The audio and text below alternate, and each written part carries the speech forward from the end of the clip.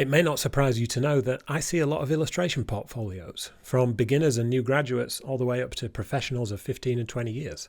And there are a few mistakes I see at all of those levels. Illustrators put their portfolios and their websites together in the way they like it organized. That means putting their favorite illustrations at the top of the page. Often their favorite images are their most recent images, which makes sense.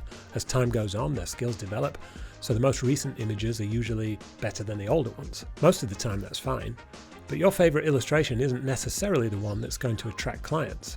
It also means putting projects in folders. This is a logical way to organize things. On the front page of your website, you've got thumbnails of all the projects you've worked on. Click on any of those and you can see the whole project.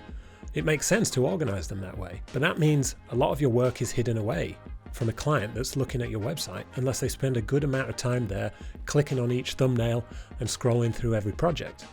Now, I know how busy I am, and I can hazard a guess that other agents and art directors are similarly busy.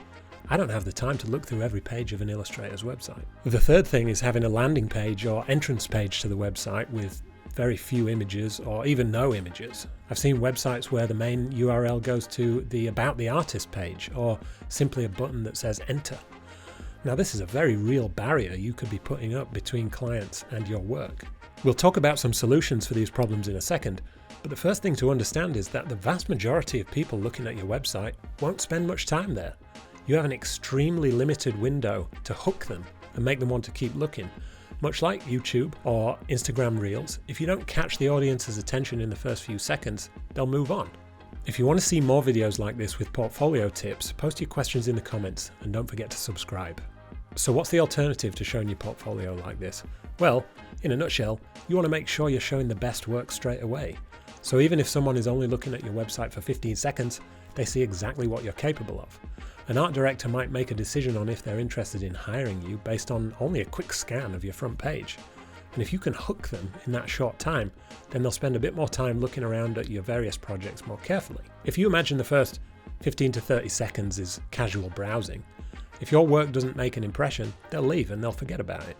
But if you can hook them and keep them looking for longer, they will move into looking at your website with more commercial intent.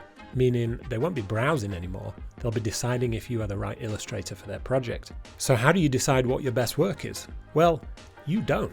Not completely anyway. Of course, your opinion counts, but as I've said many times before, you are not necessarily the best judge of what you are best at. This is why it's really important to seek out feedback on your work from potential clients, from industry professionals like myself, someone from the Association of Illustrators, or Charles Hively, for example, who I've interviewed on the channel, or one of the many creatives Owen Davey organises to give free portfolio reviews every month. Make sure you follow him on Instagram for news on that, at Owen Davey Draws. Other illustrators are going to give you really useful feedback too. Find out what other people like about your work and what they don't like. As far as the organisation of your portfolio goes, we want to make sure all the good stuff is on the front page, so whoever's looking at your website can't miss it. If you've got 10 thumbnails on your front page for each project, and each one of those projects has 5 images in it, that's 40 illustrations that may not be seen by a casual browser of your website. I'm not suggesting you put everything on the front page. You still have to use your best judgment and curate your portfolio. Think of it like an exhibition, not a warehouse where you put everything you've ever made.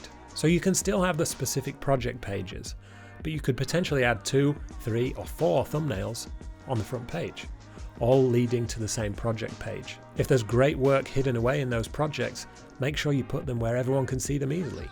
And as a bonus, doing this will make you look like you've worked on more projects than you actually have, which in turn makes you look like you're busier and more experienced. Choose the thumbnails on the front page carefully. Make sure they're framed nicely and show enough detail to make a client want to click on them.